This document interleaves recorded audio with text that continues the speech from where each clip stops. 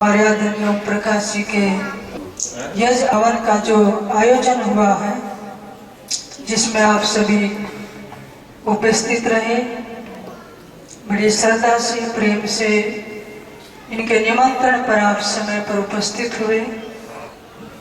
और इस परिवार की एक भावना थी कि थोड़ी देर के लिए भगवद नाम की चर्चा हो, सत्संग हो तो हमें अच्छा लगेगा। देखो, यह हवन तो हम इसलिए करते हैं, घर में पॉजिटिव वातावरण रहे, आसपास का वातावरण शुद्ध रहे और दिव्य शक्तियों का आशीर्वाद रहे। We cannot live happy with a negative mind. नकारात्मक विचारों के साथ कोई भी व्यक्ति जीवन में खुश नहीं रह सकता है।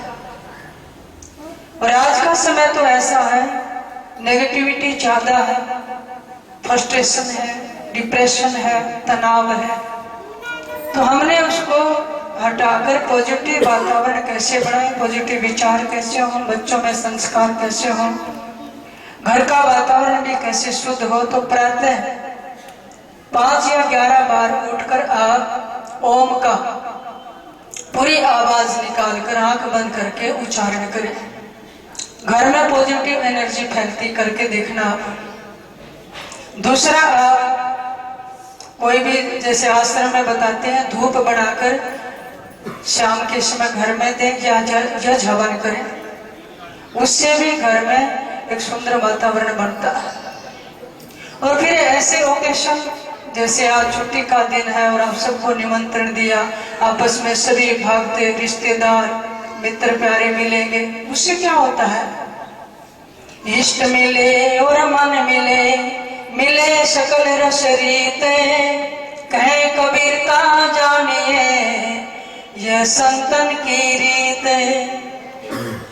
जहां जाकर आपस में सबके गुरु मिल जाए, सबके गुरु एक है, संतों से जुड़े हुए लोग मिले, आपस में साधना करने वाले भक्त मिले और मन मिल जाए, और जो हमारे रीति रिवाज है वो मिल जाए। कहते वहां जाने से बहुत अच्छा होता है, ये संतों की रीत है। जब आपस में संतों के गुरु के भक्त मिलते हैं तो पता कैसा एक अजीब से अजीब उल्लास होता है मन के अंदर, जो संसारी व्यक्ति के पास बैठकर आपको नहीं मिलेगा। तो इस परिवार ने इसलिए आयोजन किया कि सभी गुरु भक्त आसपास जिसकी सुविधा है वो घर में आए और गुरुदेव जी से इन्होंने आज्ञा ली, हवन हो, सत्संग हो तो एक अच्छा वातावरण बने। देखो, हमें मनुष्य शरीर मिला है, बड़ा दुर्लभ है, पिछले सत्कर्मों का फलस्वरूप ये मिलता है, लेकिन हम ऐसे मायाधारी जीव हैं, संसार के प्रपंच में उसको भूल गए, व्यर्थ में एक एक दिन हमारा घटता जा रहा है और भूल गए उस परमात्मा की बंदगी को जिसने सारी सृष्टि बनाई है, और माया के चस्के में उसकी बंदगी का, उसकी भक्ति का चस्का भूल गए और बार बार ये चोला नहीं मिलता है। हम भूल गए हमारी असली जरूरत क्या है, हमारी अल्टीमेट चॉइस क्या है। I obtained this precious human life as a reward for my past actions, but without discriminating wisdom, it is wasted in vain. इतना सुंदर मनुष्य का चोला मिला, कोई पूर्व जन्म के कर्म रहे होंगे, लेकिन व्यर्थ के चिंतन में, व्यर्थ के विचारों में, व्यर्थ के संसार के कर्मों में व्यतीत होता जा रहा है। हो सकता है ये फिर ना मिले। तो बाबा सतगुरु कहते हैं, कबीर जन्म मरण दुख याद कर, कूड़े काम निवार, और जिन पंथों तुझे चालना सोई संत समार। बुरे कर्म छोड़ के अच्छा रास्ते को पकड़ ले, उस जन्म मरण की घड़ी को याद कर। जब माँ के गर्भ में था तो कितने हजारों कीटाणु शरीर को काटते थे, उल्टे लटके हुए थे, परमात्मा से प्रतिपल प्रार्थना कर रहे थे, प्रभु अब की बार बाहर निकाल दे। करार कोल करके आते हैं, फिर भूल जाते हैं। कहते हैं उस मरण को भी याद कर, हजार बिच्छू डंक मारे, मृत्यु के समय ऐसा दर्द होता है, ऐसी पीड़ा होती है, क्योंकि इस प्राण को, इस जीव को इस शरीर रूपी घर से इतना मोह हो जाता है, इससे निकलना नहीं चाहते, भले ये जर्जर हो जाए। जैसे आपका कोई घर है, धक्के मार को बाहर निकाले तो हम निकलना नहीं चाहते हैं, लेकिन जो भजन बंदगी करने वाला साधक है, जिसने जीवन को संभाल लिया, उसकी मृत्यु भी सुधर जाती है, और जिसकी मृत्यु से ही वो तो मोक्ष को चला जाता है। तो इसलिए हम सत्कर्म करें। कहाँ से शुरुआत करें? परमात्मा ने हमारे को समृद्धि दी है, धन दौलत दी है, यही दी है, यही छोड़ जाएंगे। इससे हमने पुण्य के कार्य करने हैं।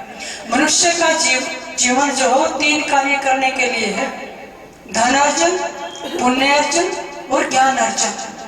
जब तक शरीर में सामर्थ्य है, धन अर्जन करो, क्योंकि समृद्धि जीवन की पहली जरूरत है। और धन से फिर आप पुण्य अर्जन करो, क्योंकि पुण्य बिना भी व्यक्ति खोखला है।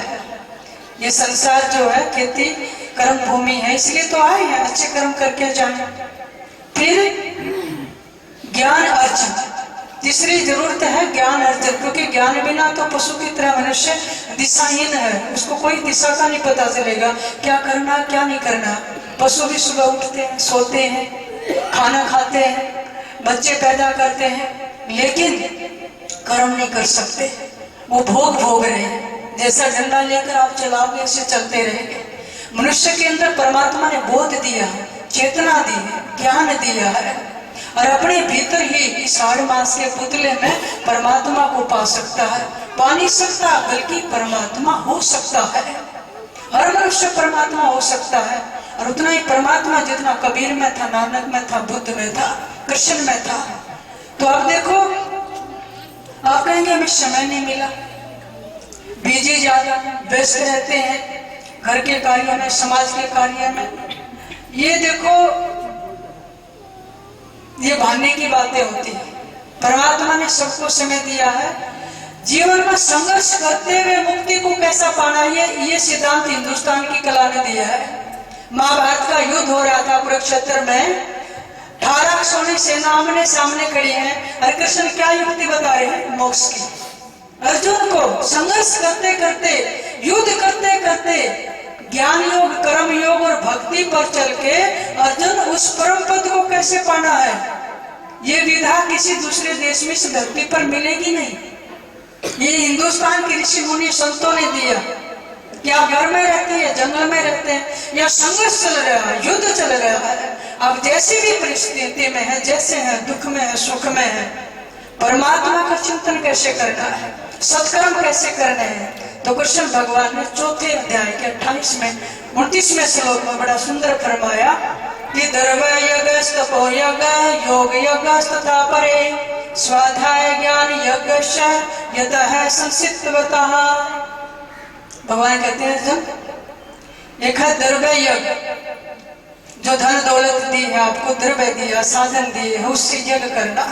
यज्ञ का मतलब परमात्मा के कार्य, कल्याण के कार्य।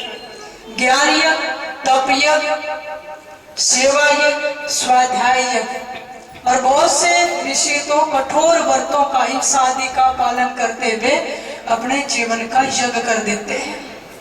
जैसे हम आहुति डालते हैं, उसमें सूखी लकड़ी होती है, बहुत सारी सामग्री मिलके आहुति बनती है, घृत डालते हैं, शुरवा है, उसमें मिठाई डालते हैं, यानी जो हमें परमात्मा ने साधन दिए हैं वो सब देव शक्तियों को समर्पित हैं।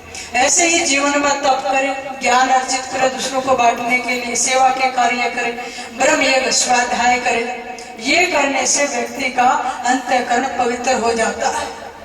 और ये करने में भी आप समर्थ नहीं है तो बाबा जी ने बड़ा सुंदर लिखा, गरीब एक यज्ञ है धर्म की, दूजी यज्ञ है ध्यान, तीजी यज्ञ है हवन की, चौथी यज्ञ परिणाम है। ये सब कर सकते हैं। एक यज्ञ है धर्म की। धर्म क्या है? जो हम धारण करते हैं, जो अपनाते हैं, वो धर्म है। और धर्म व्यक्ति की क्या पहचान है? उसके मूल में दया होगी। जो सत्कर्म करता है, जिसके अंदर दया, जो भजन करता है, परमात्मा में श्रद्धा रखता, आस्तिक है, श्रद्धालु है, दयालु है, वो व्यक्ति धार्मिक होता है। और धार्मिक व्यक्ति के 10 लक्षण है। 10 लक्षण ऐसे हैं, वो आदमी कभी धार्मिक नहीं होता है जो धर्म को नहीं जानता है। कौन? एक तो जिसमें नशे की लत है, दूसरा असावधान व्यक्ति, तीसरा पागल, क्रोधी, थका हुआ, भूखा, लोभी, कामी, भयभीत। ये 10 प्रकार के लोग हैं, वो धर्म के विषय में नहीं जानते। जब आपके अंदर धर्म की प्रवृत्ति प्रबल हो तो पहला लक्षण होगा आपके अंदर दया जगेगी, क्योंकि आप सुखी रहना चाहते हैं। जब दया होगी तो दूसरे जीवों पर भी होगी, फिर आप धर्म के कार्यों में प्रवृत्त होंगे। धर्म के कैसे? आपके घर में परमात्मा ने अन्न दिया, छोटे छोटे जो साधन दिए हैं, वो छोटे छोटे साधनों से भी आप सेवा कर सकते हैं। शरीर दिया, शरीर से कर सकते हैं। अब ऐसे ऐसे उदाहरण हैं हमारे अध्यात्म के ग्रंथों में। धन्ना जाट था, खेती तो करता था बेचारा, गाँव में भैंस चराता था, लेकिन उनके घर का नियम था, उनके घर पे कोई भी संत आ गए, याचक आ गए, ब्राह्मण आ गए, उसके पिताजी भोजन करवाए बिना नहीं जाने देते थे। छोटा सा बच्चा था, जैसे माता पिता करते हैं, बच्चे वैसा देखते हैं, वैसा अनुसरण करने लग जाते हैं। एक दिन संत आए, धन्ना के पिता ने भोजन करवाया सब संतों, जैसी श्रद्धा थी वैसे दक्षिणा दी। उन संतों ने सबसे पहले भोजन करने से पहले ठाकुर की मूर्ति निकाली, उनको भोग लगाया, फिर स्वयं भोजन पान किया। अब धन्ना देख रहा, 5-6 साल का बच्चा है, और उसका समय भी हो गया कि मैंने संत जाए और मैंने खेतों में गाय भैंस चराने जाना है। संतों को जब देख रहा है, जाने लगे, तो धन्ना ने कहा, महाराज जी ये छोटा सा ठाकुर मेरे को भी दे दो, मैं भी पूजा किया करूंगा। तो संतों ने कहा, अभी तो तू बच्चा है, पूजा की विधि विधान का पता नहीं। तो उन्होंने ठाकुर देने से मना कर दिया। धन्ना रोने लग गया, कहने लगे मेरे को तो जरूर दे दो, मैं तो पूजा करूंगा। बड़ा अच्छा भाव जगा। तो संतों ने क्या किया, एक काला पत्थर पड़ा था और कपड़े में लपेट कर वो दे दिया, ये ठाकुर की पूजा किया कर। महाराज इसका कोई मैं ज्यादा विधान तो जानता नहीं, मंत्र वगैरह, कोई सादा सा नियम बता दो। कहने लगे जब भी तू भोजन करे, घर में करे या खेत में जाए, इसको भोग लगा के खाना है। तो धन्ना को ठाकुर मिल गए, उन्होंने दिया था काला पत्थर, और घर अपने साथ रख के सोता है। खेत में जाता, माँ रोटी बांध देती है, तो खेत में जाके बाजरे की रोटी, कि संतों का हुक्म है सबसे पहले इनको भोग लगाना है। तो धन्ना जाके बाजरे की रोटी लेके ठाकुर के सामने बैठ गए और ये कहने लगे, प्रभु भोजन है, आप सबसे पहले आप खाओ। भगवान का बोलते, लेकिन बच्चे थे, उनके विश्वास था कि गुरु संतों ने कहा है तो परमात्मा जरूर खाएंगे। तो रोने लगे, प्रभु मुझे विधि विधान का पता नहीं, और आप नहीं खाओगे तो मैं भी भूखा मर जाऊंगा, मैं भी नहीं खाऊंगा। बैठा रहा, नहीं खाई तो उठाकर उसको तालाब में डाला। 3-4 दिन बीत गए, स्वयं धन्ना ने भी नहीं खाई, गाय चराता, शरीर कमजोर होने लगा, रो रो के आंखें सूज गई। घर वाले कहते बेटा क्या हो गया? कि मेरे ठाकुर भोग नहीं लगाते, शायद मुझे लगाना नहीं आया संतों की तरह। परमात्मा ने उनका बाल भाव देखा।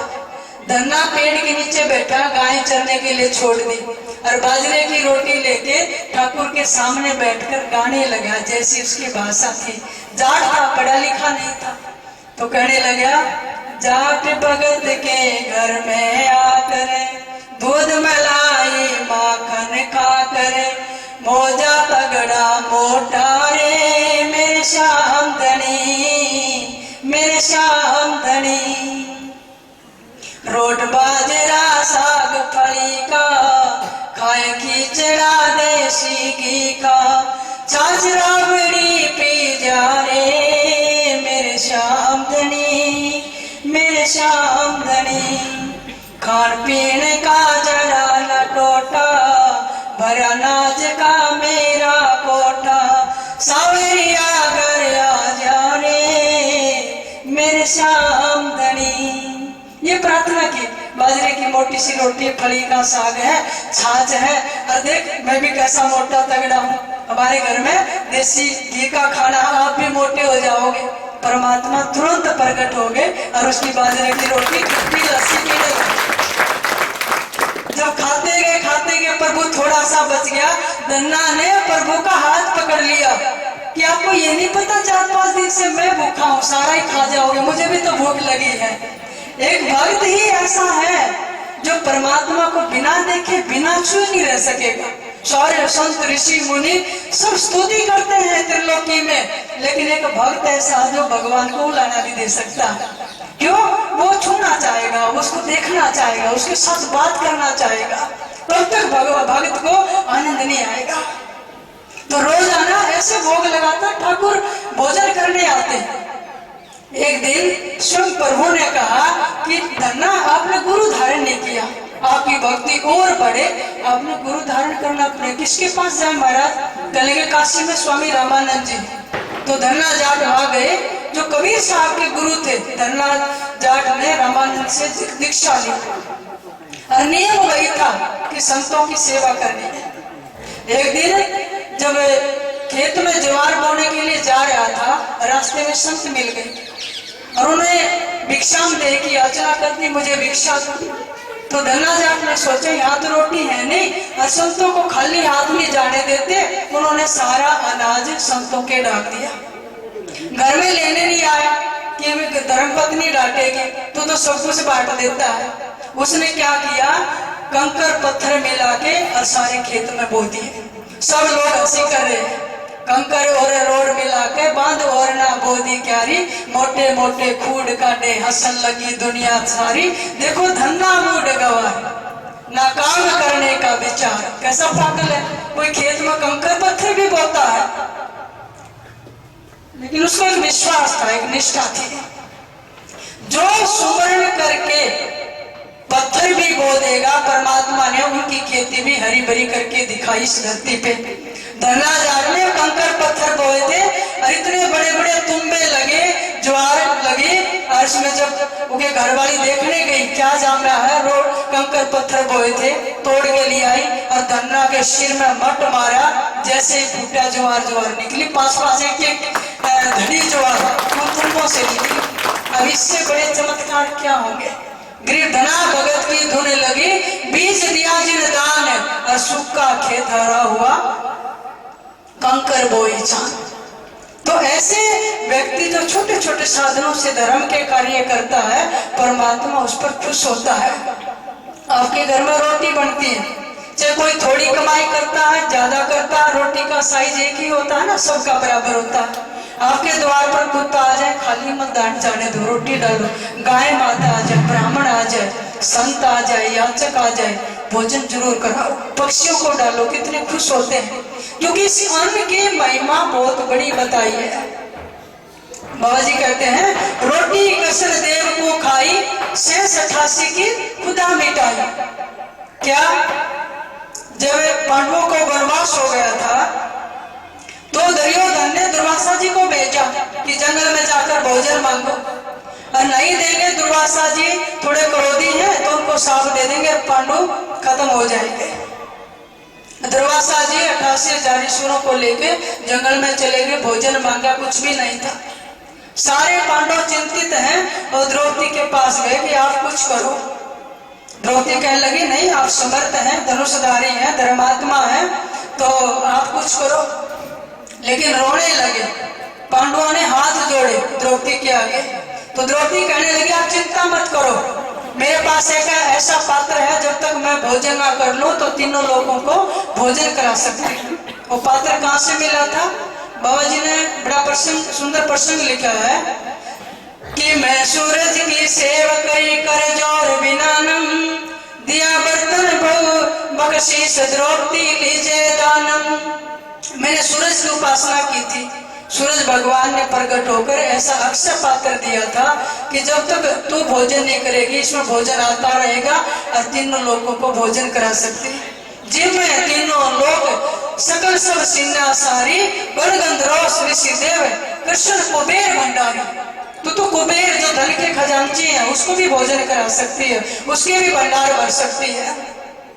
तो द्रौपदी ने जाकर पात्र देखा, भोजन कर चुके थे, खाली था। तो कहने लगी, अब क्या करें? कहने लगी, उस सारन पानी भगवान की टेर लगा और पुकार लगा तो वो तेरे कहने से आएंगे। तो पांडव कहने लगे द्रौपदी को, ग्रीष्ण देवी एक बात कहूं मैं तुमसे वाणी, मानो वचन तुम्हारे शब्द टेर आवेंगे सारंग पानी। जब भी तूने टेरा है, हर समय तेरी लज्जा रखी है, तो उसको बुलाओ। तो द्रौपदी ने क्या किया, ग्रीव उर्मे आराधन की न द्रौपदी दिया संदेशा, पतिया पहुंची जाए तोर कर विप्त संदेशा। ग्रीव गणे शंख चक्र गदा पद्म मोहन बैजंती माला, कानो कुंडल भर्गलता धर रूप विशाला। द्रौपदी ने दिल से पतियां भेजी, प्रभु संकट की घड़ी आई है और आप बिना कोई रक्षक नहीं है। कहाँ द्वारका थी प्रभु, वहां पर रुक्मणी ने भोजन परोसा था छोड़कर, और जंगल में द्रौपदी की कुटिया में जहाँ रह रहे थे वहां शंख चक्र गदा पद्म लिए और भाल तिलक है और छाती पर भर्गुलता का चिन्ह है, प्रकट हो गए। पांडवों ने नमस्कार किया। कहेंगे द्रौपदी क्या भीड़ हो गई थी कि ये दुर्वासा जी आगे भोजन करने के लिए, इनको भोजन कराना। कहेंगे मैं इतनी दूर से चल कर आया, मैं भी तो भूखा, पहले मेरे को खिला। कहेंगे घर में तो कुछ भी नहीं है। तो कहने लगे फिर मैंने तो वो पात्र जो है वो दिखा, कहीं न कहीं कुछ तो लगा होगा उसमें। जैसे बर्तन में से आपने सब कुछ निकाल लिया, माताएं उसको रात को रख देती है, लेकिन उसमें लगा रह जाता। और पुराने समय में तो ऐसे नहीं रखते थे, उसको बिल्कुल चाट जाते थे। उनकी इतनी कीमत थी, इतना आदर था कि नाली में ना भरे, उसको बिल्कुल साफ करते थे। तो भगवान कहने लगे कुछ तो ढूंढ अंदर जाकर। तो भगवान कहते हैं ग्रीव ढूंढ द्रौपदी ढूंढ कहीं भोजन का किनका, पहले करे आहार पीछे मेटो मुनि तृषा। पहले मेरी भूख मिटेगी तभी तो दूसरों की मेटूंगा। और फिर जब द्रौपदी देख टोकने पत्थर पाया, गोल पिया जगदीश वहां मुनि जन अपराया। जब देखा पात्र पे एक पत्थर लगा हुआ, भगवान ने पानी में घोला पी गई। और वहां सारे ऋषि स्नान कर रहे हैं गंगा में, तो देखा सब के पेट में उफाना आ गया। बाबा जी कहते हैं पेट फूल गए, भर गए। क्यों? भगवान का पेट भर गया तो सब जीवों का भर गया। सारे के सारे सृष्टि में जीव परमात्मा के ही गर्भ में है, और परमात्मा का भर गया तो सबका भीम को भेजा लेने के लिए। सारे ऋषि शहर के रास्ते से जाने लगे। कहेंगे महाराज भोजन तैयार है, 56 प्रकार के व्यंजन तैयार हो गए द्रौपदी की कुटिया में। अरे जब लेने गए ऋषियों ने कहा कि हम नहीं चलेंगे, हमारा तो पेट भर गया, भूख नहीं। कहेंगे नहीं महाराज, भोजन के लिए ढील मत लगाओ, बनवारे तैयार हैं, रसोई के लिए ढील मत करो। तो दुर्वासा जी समझ गए कि ये इनके घर में तो भोजन था नहीं, जरूर इन्होंने उस लीलाधारी छलिया को याद किया है और इसलिए इनका कार्य सिद्ध हुआ है। तो कहने लगे दुर्वासा जी, गिर दुर्वासा भय दयाल भीम बलि भक्ति तुम्हारे, धन द्रौपदी धन पंड भोजन गति अति भारे। गिरधर अविनाशी पुरुष कृष्ण करता है सोई, एक साग पतर रस पान सकल खुद्या सब खोई। तुम धन्य हो, एक साग पत्र खाने से कृष्ण भगवान ने सबकी भूख मेट दी, इसलिए हम तो जा रहे हैं। तो दुर्वासा जी साइड से निकल गए, सारे पांडव सांप से बच गए। क्यों? क्योंकि भगवान को एक पत्र खिला था। गरीब रोटी कृष्ण देव को खाई, 88 की खुदा मिटाई। तंदुल विदुर को दिए देख रची सुदामा पूरी अलेख। इन लाइनों में रोजाना आप पढ़ते हैं, लेकिन कितना साथ छिपा हुआ। जब तो सुदामा जी गरीब हैं, कुछ भी पास नहीं है, तो क्या पड़ोसी तो चावल मांग के ले गए थे और भगवान को 2 ही फाके मारे थे, तीसरा तो हाथ रुक्मणी ने रोक लिया। कल लगे जब दोनों लोगों का संपत्ति दे दोगे तो तीसरा भी चला गया, हम कहाँ रहेंगे। तो उसके बदले क्या दिया परमात्मा ने, सुदामापुरी रच दी। सोने के महल खड़े हो गए, हाथी झूम रहे हैं, जहाँ एक बूढ़ी सी गाय थी, तुलसी का बरबा था, चंदन के वृक्ष खड़े हैं, दास दासियां। तंदुल विपुर को दिए दे रजीव सुदामा पुरी अलेख। फिर सदगुरु कहते हैं अधीन विदुर कर भोजन खाई, कैरो बूढ़े मान बढ़ाई।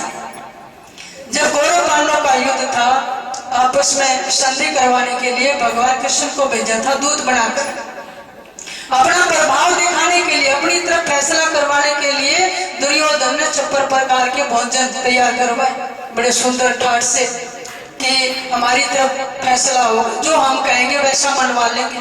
लेकिन भगवान ने देखा तो यहाँ अहंकार है, क्योंकि वो प्रभाव दिखाना चाहते थे, वहां पर भाव नहीं था। जीवन में आपके भले ही वस्तुओं का अभाव हो, लेकिन भाव होना चाहिए।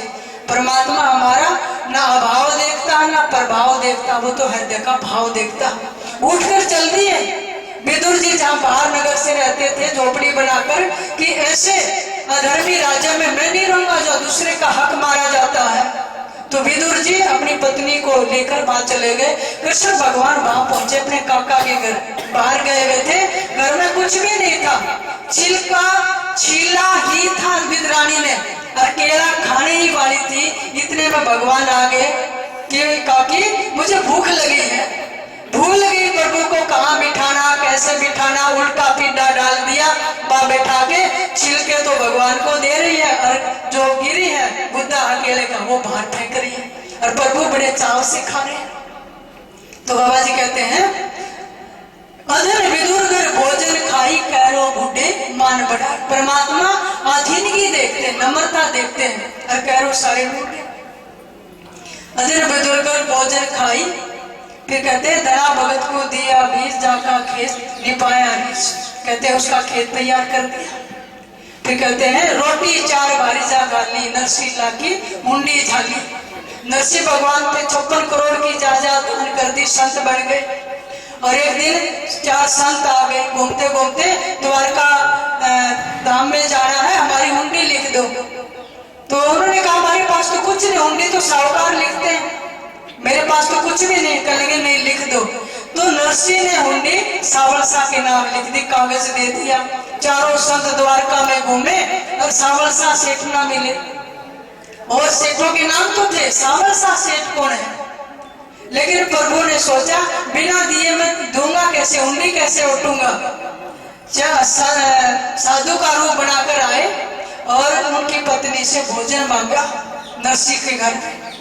घर में आटा नहीं था, जो छानस होता है ना ऊपर का, उसकी 4 रोटी बना के प्रभु को खिलाई। प्रभु सावल सा शेर बन के द्वारका में प्रकट हो गए, उनकी हुंडी ओटी। कह लगे हम सारा दिन से आपको ढूंढ रहे, शेर जी आप कहाँ थे? कह लगे आपने ढूंढा ही नहीं। कहा नहीं हूं मैं, अपने अच्छे से नहीं ढूंढा। और इतनी सारी थैले में मोहरे देके संतों को अंतर्ध्यान हो गए। किसके बदले? 4 रोटी के बदले। रोटी 4 भारी जा गाली, नरसिंह की हुंडी झाली। नरसिंह भगत की पत्नी ने 4 रोटी दी थी, उसके बदले हुंडी उठी। फिर सतगुरु कहते हैं सावल सा सदा का साई जाकी हुंडी तत्पर लई, जड़ को दूध पिलाया जान पूजा खा गए पाषाण।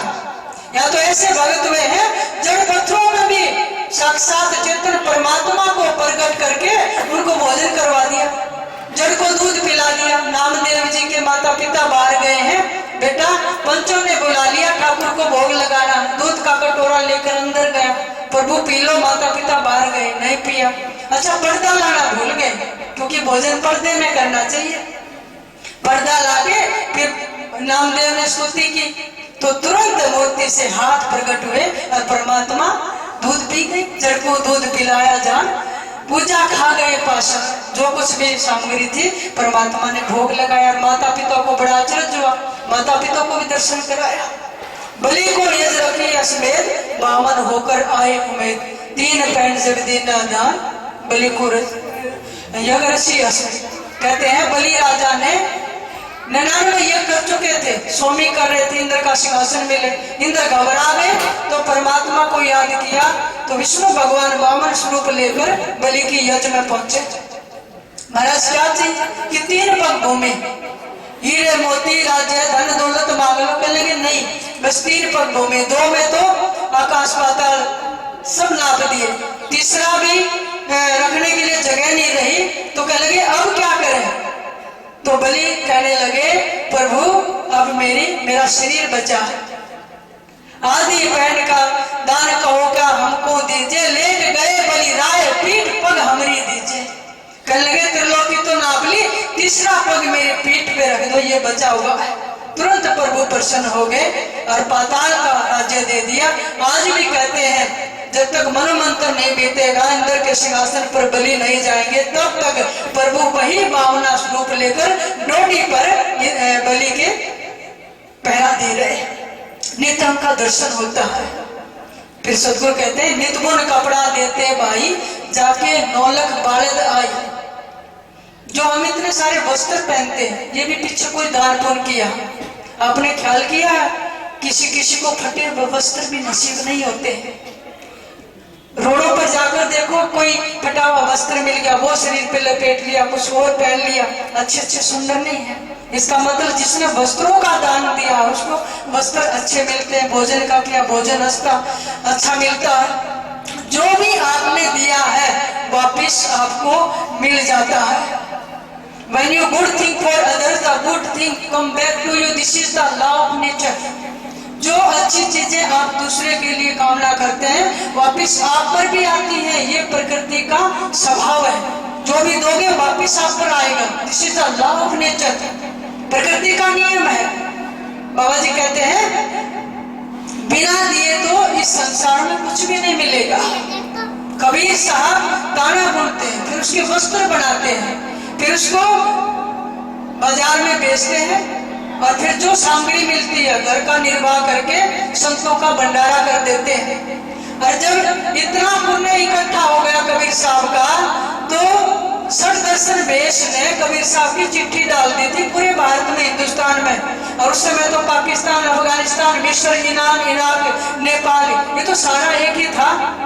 सब जगह से इतने संत ऋषि मुनि इकट्ठे हो गए थे।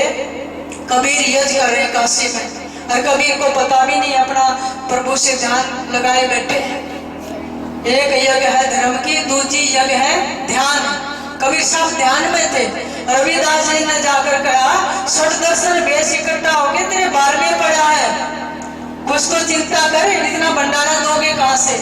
कबीर ने धनी से तार जोड़ा, तो जब ध्यान लगाया तो जिस भी देवताओं की हम प्रकृति में साम्राज्य में रह रहे हैं, उस संत की लज्जा रखना, उसका योग अक्षम वहन करना उनकी जिम्मेदारी होती है। और पालन करना किसकी है? विष्णु की। तो विष्णु ने देखा कबीर तो परम श्रोमणी संत है और ऐसी यज्ञ की चिट्ठी फेर दी। और इन्होंने तो मेरे नाम पर कितनी संतों की सेवा की है।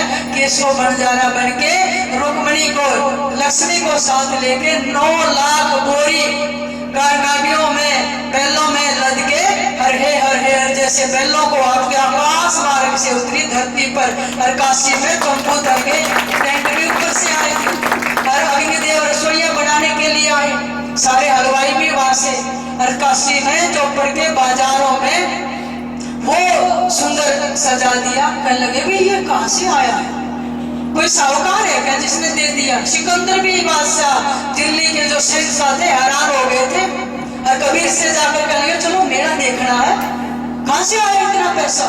साहूकार नहीं कोई जाके काशी नगर में जा रहा, काशी में तो कोई इतना साहूकार भी नहीं है। अपरंपार पार्वती तेरी की तुतरी जलधारा, अब इतने लोग बैठेंगे तो पानी भी चाहिए। इतना सुंदर गंगा माँ ऊपर से उतरी, फिल्टर का पानी परमात्मा ने धरती पर उतार दिया था। कहां से उतरे?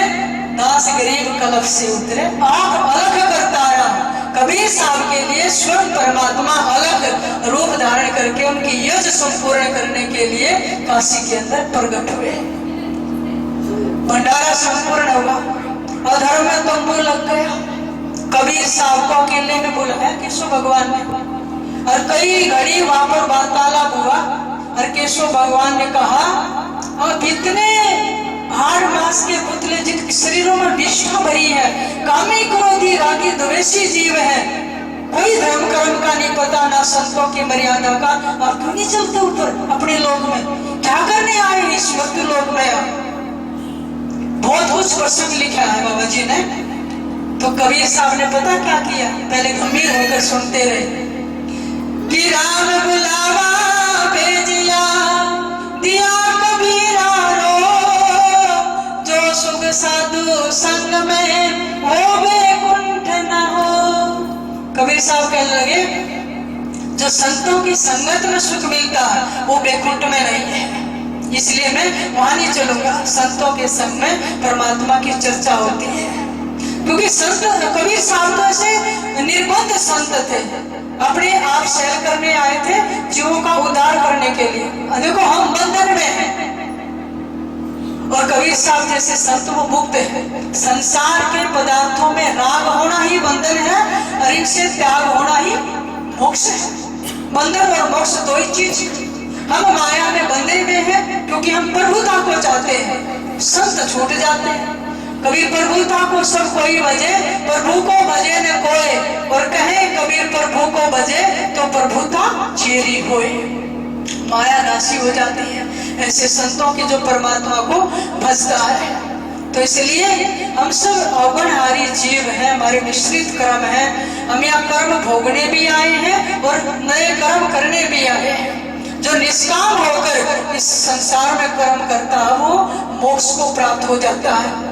जो भी भावना लेकर आप कर्म करेंगे वो कामना लेकर फिर आएंगे। पाप और पुण्य दो ऐसे पहिए ही चलते रहते हैं और जब तक दोनों रहेंगे जीव मुक्त नहीं हो पाता। पाप पुण्य दो बीज बनाया, शब्द भेद की नहीं विरले पाया। हम पाप और पुण्य दोनों भोगते हैं, दोनों ही कर रहे हैं, लेकिन जो अपने भीतर उस नाम को शब्द को प्रकट कर लेता है वो निष्काम हो जाता है और वो मोक्ष को प्राप्त कर लेता है। फिर उसका जन्म मरण नहीं होता। हाँ, सत्संग से चाहे तो फिर अपनी मर्जी से या जीवों के कल्याण के लिए आ सकता है। जैसे कबीर साहब चले गए, परमानंद को बरस के उल्टे फिरे कबीर, 84 कारण तरण तोड़न जम जंजीर। आप कहेंगे जब मोक्ष को चले गए वापिस क्यों आए? परमानंद का आनंद को पा लिया, उल्टे आए। इसलिए 84 तारण तरण, जीवों को 84 से निकालने के लिए। तोड़े जम जंजीर, हम सब जम की जंजीर में बंधे हुए हैं। और जंजीर तो चाहे सोने की हो चाहे लोहे की हो, सब बंधन है। चाहे कोई अमीर है गरीब है, छोटा है बड़ा है, हम काल के और माया के और मौत के चंगुल से नहीं छूट पाते हैं। इसलिए हमेशा प्रभु से प्रार्थना करना कि प्रभु मेरे में ऐसी कोई खूबी नहीं है, हाँ तेरी कृपा बहुत कुछ कर सकती है। हजारों ऐब है मुझ में, नहीं कोई हुनर मेरे में। मेरी हर खामी को सद्गुरु खूबी में तब्दील कर देना। मैं तो एक खारे झील की तरह हूँ और समुद्र की तरह हूँ, मीठी झील की तरह कर देना। हमारा जीवन खारे समुद्र की तरह है, उसकी रहमत सद्गुरु की मीठी झील की तरह कर सकती है। अब देखो समुद्र कितना बड़ा है लेकिन खारा पानी है, पीने लायक नहीं है। कोई व्यक्ति संसार की दृष्टि में कितना समृद्ध बन जाए, अगर भक्ति नहीं है तो खारे समुद्र की तरह है। तुलसी बाबा कहते हैं, भक्तिहीन सब गुण सख कैसे, लवण बिना बहु व्यंजन जैसे। कि भक्ति के बिना संसार के सारे गुण और सुख तो ऐसे हैं जैसे भोजन सब्जी में सब कुछ हो नमक ना हो।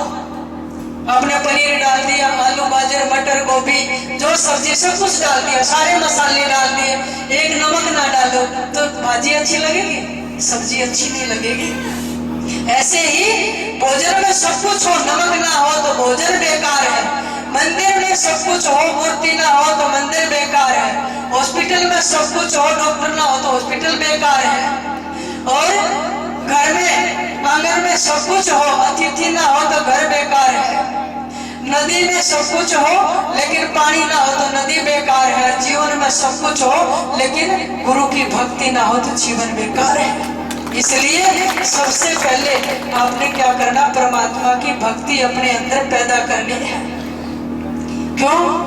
क्योंकि परमात्मा ने जो श्वास दिए है ना शरीर में, इनसे कीमती कुछ भी नहीं है। कबीर साहब कहते हैं, कहता हूँ कह जात हूँ कहूँ बजाए ढोल, एक श्वास जो खाली जाते है त्रिलोकी का मोल है। कहते हैं एक एक श्वास की कीमत बहुत ज्यादा है। व्यथा द्वारे 24 घंटे में 21,600 श्वास आते हैं। आपने कभी विचार किया कि कितने नाम लेकर श्वास निकले? बाकी तो सारे खाली गए, कोई गिनती नहीं है। तो सदगुरु कहते हैं, कबीरा सोचता क्या करे जागर की कर चौप, और ये दम हीरा लाल है गिन गिन गुरु को सौंप। ये जो श्वासों की पूंजी है ये साथ जाएगी। एक एक श्वास में गुरु ने जो दीक्षा दी, मंत्र दिया है उसका जप कर और वो पूंजी इकट्ठी करके गुरु के चरणों में समर्पित करेगा तो उसके बदले गुरु तेरे को मोक्ष देंगे, उस परमानंद की अनुभूति देंगे। उससे पहले जीवन में आपको सुख नहीं मिलेगा। तो इसलिए सारे जगत को जगाने वाले सतगुरु हैं और नाम बिना न शांति मिलेगी, न सुख मिलेगा, न मोक्ष मिलेगा। और उस नाम में ऐसी ताकत है, बाबा जी कहते हैं ग्रीव अद नाम कुंजर जप्या गज गरा भय पारे, उबे मुहूर्त सट दिलीप ऐसा नाम उचारे। कहते हैं गज गरा पिछले जन्म में आहा उहु नाम के संत थे, तपस्वी थे, तपो यज्ञ कर रहे थे, लेकिन तप में अहंकार हो गया दोनों भाई तपस्वियों में, किसका तप ज्यादा है। कभी ब्रह्मा के पास, विष्णु शिव जी के पास, कभी इंद्र के पास जाते, बताओ किसका तप बड़ा। उन्होंने कहा हमें तो पता नहीं, फुर्सत नहीं है, आप मदोग ऋषि के पास चले जाओ। मदोग ऋषि भारी भरकम शरीर से बैठे थे, दूर से ही दोनों हंस पड़े कि ये क्या उत्तर देंगे, ये तो गज के गज बैठे हैं। दूसरे ने कहा गरा के गरा, और संत थे अंतर्यामी। जब पास जाकर पूछा तो संत ने कहा निर्णय तो स्वयं कर लिया तुमने, कौन सा बड़ा, एक गज बनेगा एक गरा बनेगा। जो शरीर से हम कर्म करते हैं वो तो फल भोगते ही भोगना पड़ता है। मन भी प्रति पल एक एक पल में कर्म कर रहा है, वो भी भोगना पड़ता है। जो आपने वाणी से निकाल दिया, जो आपके मन के अंदर मनसा डोल रही है, जो इंद्रियों से किया है, क्योंकि जहाँ जहाँ मन जाता शरीर भी चला जाता, वैसे वैसे रूप धारण कर लेते हैं। तो मन से किया हुआ कर्म भी आपने शुभ सोचा है या अशुभ सोचा है, वो भी भोगना पड़ता है। दोनों इतने बड़े तपस्वी थे, गजगरा बन के लड़ते रहे। गया पड़ा, पानी में पड़ा था, 10,000 वर्ष बीत गए। जब वो पानी पीने गया तो पैर पकड़ लिया, कभी वो बाहर कभी वो भीतर, उसका सारा परिवार हथनी बच्चे छोड़कर चले गए। जब गज को पिछली स्मृति आ गई, संतों की कृपा से ही, गुरु की कृपा से, कि वो तो तपस्वी था। फिर परमात्मा की याद आई तो जो बर सुन रहा जल भीतर, तब हरि नाम पुकारी। परमात्मा को पुकारा, परमात्मा गरुड़ पर सवार होकर आए और गज को उभारा और उसका सिर काट के फिर उनको पार किया। अर्ध नाम कुंजर जपया गज गरा भय पार।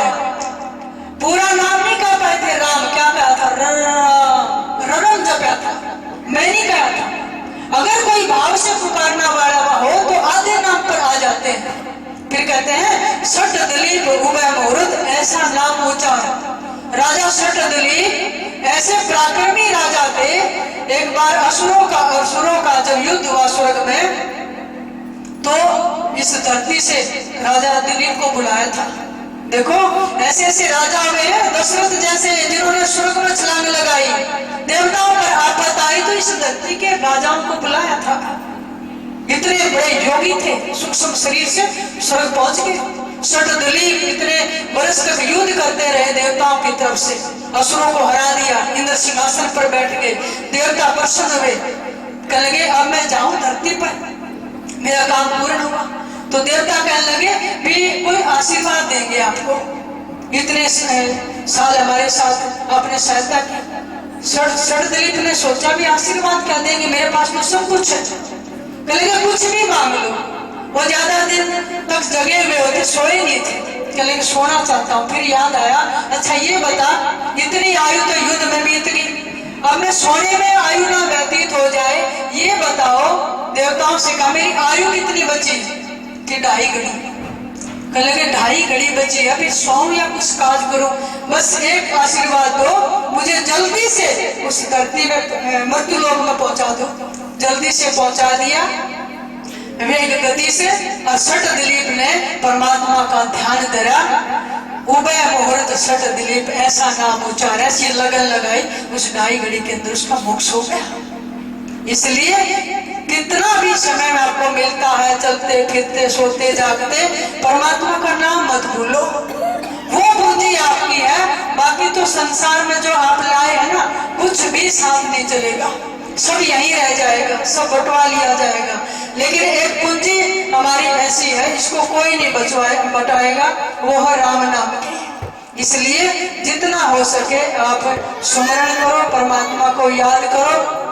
कष्ट मिलते हैं, सुख मिलता है, परमात्मा की कृपा मिलती है। आगे फिर किसी अच्छे कुलीन घर में फिर जन्म होता है, फिर परमात्मा की भक्ति मिलेगी। ऐसे जन्म कर करके व्यक्ति का कल्याण हो जाता है। मनुष्य को 6 चीजों की ज्यादा इच्छा होती है, सुख की। मनुष्य लोक में जो ये 6 चीजें हैं वो सुखी हैं, जो निरोग है, जो ऋणी नहीं है, जो प्रदेश में वास नहीं करता है, जिसके अंदर कुलीनता है और कृतज्ञता है, ऐसा व्यक्ति सुखी होता है। तो इसलिए सारे जहां में छाया सदगुरु तेरी रहमत का नूर है, दुनिया में हर जगह सदगुरु तेरी कृपा मैसूर है। वो नादान है जो तुझे भूल जाते हैं, फिर खाते हैं ठोकरें, तो इसमें प्रभु तेरा क्या कसूर है। परमात्मा का कोई कसूर नहीं है, हम ही टकराते हैं, हम ही गलतियां करते हैं, हमें ही दुख मिलता है हमारे ही कर्मों का। देखो छोटी छोटी गलतियों से बचना चाहिए, क्योंकि व्यक्ति जब ठोकर खाता तो पहाड़ से नहीं टकराता, छोटे पत्थरों से टकराता है। छोटी छोटी गलतियां हमें गड्ढों में डाल देती हैं। जब जीव को ये बोध हो जाए संसार की असारता का, फिर भजन के लिए विलंब नहीं करना चाहिए। और जब पता चल जाए कि ये अच्छे कर्म है ये बुरे हैं, फिर भी जानबूझकर करते रहे तो उस पर मोटी मार होती है। इसलिए सतत कर्म करिए, मन की वृत्तियों को चित्तवृत्तियों को समेटकर परमात्मा की तरफ लगाइए।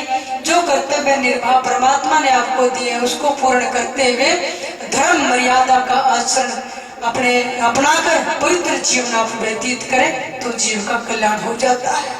तो बाबा जी ने कहा, एक यज्ञ है धर्म की, दूसरी यज्ञ है ध्यान, और तीसरी यज्ञ है हवन की, चौथी यज्ञ परिणाम। आपने यहाँ देखा ये धर्म का कार्य भी कर रहा परिवार, भोजन से है, वस्त्र से है, हमेशा दान पुण्य करते रहते हैं और फिर पूजा पाठ करते हैं। जितना समय मिलता है ध्यान में भी बैठते हैं, मंत्र लिया गुरु से। तीसरी यज्ञ है हवन की, समय मिलता है जब हवन भी करते हैं। चौथी यज्ञ परिणाम, जब कोई भी आता आप झुककर प्रणाम करते हैं, दोनों हाथ जोड़ के। प्रणाम से क्या होता है, परिणाम बदल जाते हैं, बहुत बड़े परिणाम बदल जाते हैं। प्रणाम करने से रिश्ता जुड़ जाता है, संकट टल जाते हैं, परिस्थितियां बदल जाती हैं। मैं आपको प्रसंग याद दिलाऊं महाभारत का, जब कौरव पांडवों की सेना खड़ी है, युद्ध होने ही वाला, दुदंबी बच गई है, अस्त्र शस्त्र से सुसज्जित सेना है, लेकिन युधिष्ठिर ने क्या किया, तुरंत रथ से उतरे, अपने रक्षा कवच उतारे, अपनी धनुष बाण तलवार नीचे रखी, सिर से मुकुट उतारा, पैरों से पन्नी उतारी और कौरवों की सेना की तरफ चल दिए। दुर्योधन दुशासन हंसने लगे, व्यंग्य करने लगे, अच्छा युद्ध से पहले ही हार मान ली, और शायद ये माफी मांगने आया, अस्त्र शस्त्र डाल दिए इसने तो। और जब पता क्या किया, सीधे सबसे पहले भीष्म पितामह के चरणों में गिर प्रणाम किया, आशीर्वाद। और भीष्म पितामह ने बिना सोचे ही आशीर्वाद दे दिया, विजयी भव। युद्ध लड़ रहे थे कौरवों की तरफ से, क्योंकि कौरवों ने युद्ध के लिए तैयार प्रणाम नहीं किया।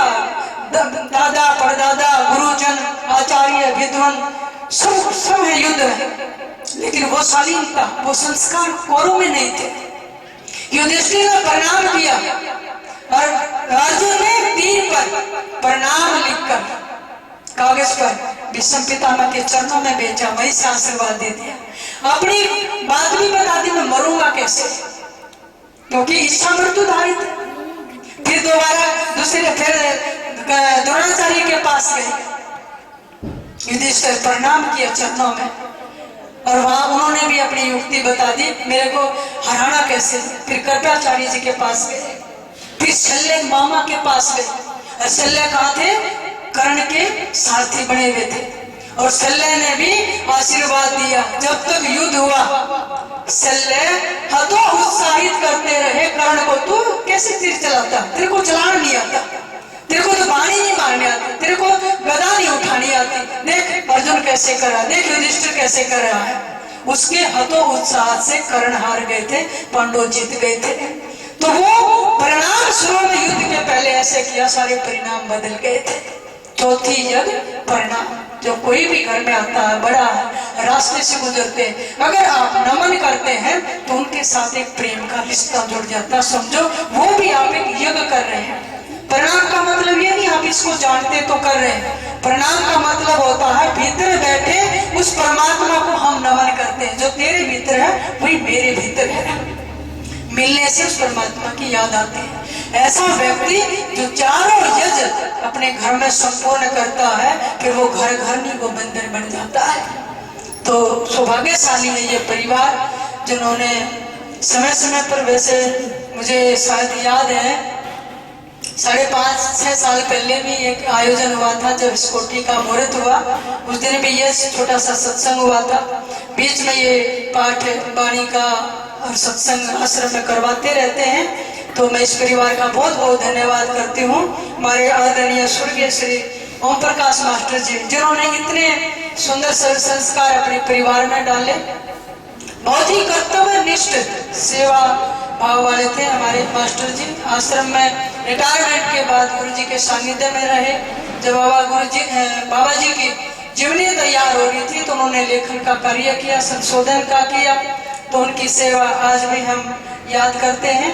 और माता धनपति देवी जी है जो सारे परिवार को एक सूत्र में बांधे हुए हैं और हर पूर्णिमा को सारे परिवार को लेकर सतगुरु के दरबार में हाजिर होते हैं। माता जी का बहुत ही सेवा का भाव है। इतनी उम्र में भी आश्रम में जाकर शरीर से सेवा करती हैं। और इनके बेटे हैं बड़े श्री योगेंद्र कुमार जी, वो भी जाकर सेवा करते हैं। भाई प्रमोद डबास जी, उनकी धर्मपत्नी श्रीमती संतोष देवी और बहन परमीला देवी, बबली देवी, उनके घर से श्री कृष्ण कुमार डागर जी और इनका सारा परिवार, बच्चे, पोता पोती, दोता दोती सब यहाँ पर उपस्थित हैं। आप सबका बहुत बहुत धन्यवाद। और साथ में रानीखेड़ा से हमारे मास्टर जी के भाई हैं श्री सतप्रकाश जी डबास, उनकी धर्मपत्नी श्रीमती सावित्री देवी, श्री हरिप्रकाश जी डबास श्रीमती और श्री सतवीर जी, श्री जयप्रकाश डबास, श्री सुशील प्रकाश, श्रीमती सोमवती देवी। और आप सतगुरु की सारी प्यारी संगत, आप सबका बहुत बहुत धन्यवाद। आपने बड़ी शांति से बैठकर मुझे श्रवण किया, आपका बहुत बहुत धन्यवाद। मंदिर छोड़कर आप पर आशीर्वाद रहे। इसी प्रकार आप जीवन में जितना समय मिले, संत का सत्संग मिले, जरूर करना, क्योंकि शुद्ध धारा और लक्ष्मी पापी के भी होए, पर संत समागम हरि कथा तुलसी दुर्लभ होए। पति पत्नी बेटा बेटी धन जायदाद तो सबके घर में मिल जाएगी, लेकिन जिस घर में, जिस आंगन में संतों के चरण पड़ जाए और भक्तों का आपस में मिलना हो, आना हो, सत्संग हो, तो कहते हैं ये बिना हरि की कृपा के नहीं मिलता है। तो परमात्मा की इस परिवार पर असीम कृपा है और आप सबका सहयोग है। तो आप सबका बहुत बहुत धन्यवाद। अभी सबको प्रसाद मिलेगा, उसके बाद चाय का प्रसाद तैयार है, सबने शांति से बैठ कर लेना। फिर थोड़ी देर में ही भोजन का प्रसाद तैयार होगा। आपने भोजन पान करके इस परिवार को शुभ आशीष देते हुए अपने अपने घरों में प्रस्थान करना।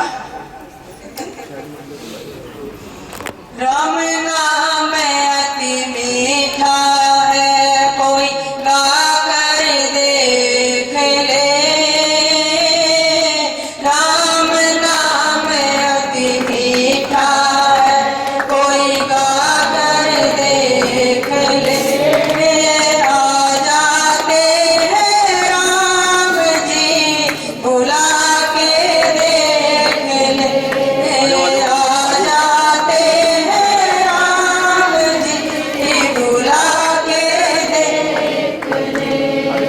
अब बताओ, हाथ दिए ना भगवान ने, अब क्या काम आएंगे यार। जीभ भी दी है, अब चुपचाप बैठे हैं, है ना। कुछ तो बिल्कुल ऐसे बैठ जाते, जीभ भी नहीं हिलानी।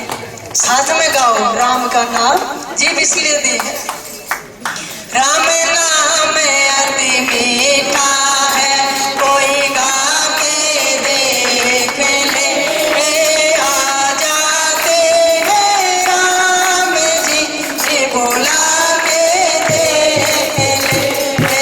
आ जाते हैं राम जी, बुला के देख ले। मन भगवान का मंदिर है, या बैल न्यारे